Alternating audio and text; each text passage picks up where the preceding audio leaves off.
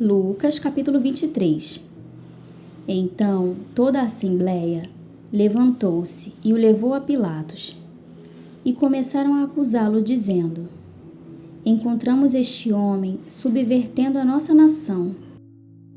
Ele proíbe o pagamento de imposto a César e se declara ele próprio o Cristo, um rei. Pilatos perguntou a Jesus: Você é o rei dos judeus? Tu o dizes, respondeu Jesus. Então Pilatos disse aos chefes dos sacerdotes e à multidão: Não encontro motivo para acusar este homem. Mas eles insistiam: Ele está subvertendo o povo em toda a Judéia, com seus ensinamentos. Começou na Galiléia e chegou até aqui. Ouvindo isso, Pilatos perguntou se Jesus era galileu. Quando ficou sabendo que ele era da jurisdição de Herodes, enviou a Herodes, que também estava em Jerusalém naqueles dias. Quando Herodes viu Jesus, ficou muito alegre, porque havia muito tempo queria vê-lo. Pelo que ouvira falar dele, esperava vê-lo realizar algum milagre. Interrogou-o com muitas perguntas, mas Jesus não lhe deu resposta. Os chefes dos sacerdotes e os mestres da lei estavam ali, acusando-o com veemência. Então Herodes e os seus soldados ridicularizaram-no e zombaram dele. Vestindo-o com um manto esplêndido, mandaram-no de volta a Pilatos. Herodes e Pilatos, que até ali eram inimigos, naquele dia tornaram-se amigos. Pilatos reuniu os chefes dos sacerdotes, as autoridades e o povo, dizendo-lhes: Vocês me trouxeram este homem como alguém que está incitando o povo à rebelião. Eu o examinei na presença de vocês e não achei nenhuma base para as acusações que fazem contra ele. Nem Herodes, pois ele o mandou de volta para nós. Como podem ver, ele nada fez que mereça a morte. Portanto, eu o castigarei e depois o soltarei. Ele era obrigado a soltar-lhes um preso durante a festa. A uma só voz, eles gritaram: Acaba com ele! Solta-nos Barrabás!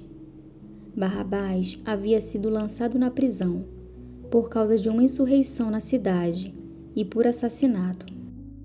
Desejando soltar a Jesus, Pilatos dirigiu-se a eles novamente. Mas eles continuaram gritando: Crucifica-o, crucifica-o. Pela terceira vez, ele lhes falou: Por quê? Que crime este homem cometeu? Não encontrei nele nada digno de morte. Vou mandar castigá-lo e depois o soltarei. Eles, porém, pediam insistentemente, com fortes gritos, que ele fosse crucificado. E a gritaria prevaleceu. Então Pilatos decidiu fazer a vontade deles. Libertou o homem que havia sido lançado na prisão por insurreição e assassinato, aquele que eles haviam pedido, e entregou Jesus à vontade deles. A crucificação. Enquanto o levavam, agarraram Simão de Cirene, que estava chegando do campo, e lhe colocaram a cruz às costas, fazendo-o carregá-la atrás de Jesus. Um grande número de pessoas o seguia, inclusive mulheres que lamentavam e choravam por ele. Jesus voltou-se e disse-lhes: Filhas de Jerusalém, não chorem por mim, chorem por vocês mesmas e por seus filhos, pois chegará a hora em que vocês dirão: Felizes as estéreis, os ventres que nunca geraram e os seios que nunca amamentaram. Então dirão as montanhas: Caiam sobre nós, e as colinas: Cubram-nos. Pois se fazem isto com a árvore verde, o que acontecerá quando ela estiver seca? 2 outros homens, ambos criminosos, também foram levados com ele, para serem executados. Quando chegaram ao lugar chamado Caveira, Ali o crucificaram com os criminosos, um à sua direita e o outro à sua esquerda. Jesus disse: Pai, perdoa-lhes, pois não sabem o que estão fazendo. Então eles dividiram as roupas dele, tirando sortes.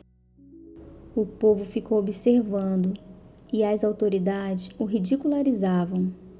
Salvou os outros, diziam. Salve-se a si mesmo, se é o Cristo de Deus, o escolhido. Os soldados, aproximando-se, também zombavam dele. Oferecendo-lhe vinagre, diziam: Se você é o rei dos judeus, salve-se a si mesmo. Havia uma inscrição acima dele, que dizia: Este é o rei dos judeus. Um dos criminosos que ali estavam dependurados lançava-lhe insultos: Você não é o Cristo? Salve-se a si mesmo e a nós. Mas o outro criminoso o repreendeu, dizendo: Você não teme a Deus, nem estando sob a mesma sentença? Nós estamos sendo punidos com justiça, porque estamos recebendo o que os nossos atos merecem. Mas este homem não cometeu nenhum mal. Então ele disse: Jesus, lembra-te de mim quando entrares no teu reino. Jesus lhe respondeu: Eu lhe garanto, hoje você estará comigo no paraíso. A morte de Jesus. Já era quase meio-dia, e trevas cobriram toda a terra até as 3 horas da tarde. O sol deixara de brilhar, e o véu do santuário rasgou-se ao meio. Jesus bradou em alta voz: Pai, nas tuas mãos entrego o meu espírito. Tendo dito isso, expirou. O centurião, vendo o que havia acontecido, louvou a Deus, dizendo: Certamente este homem era justo.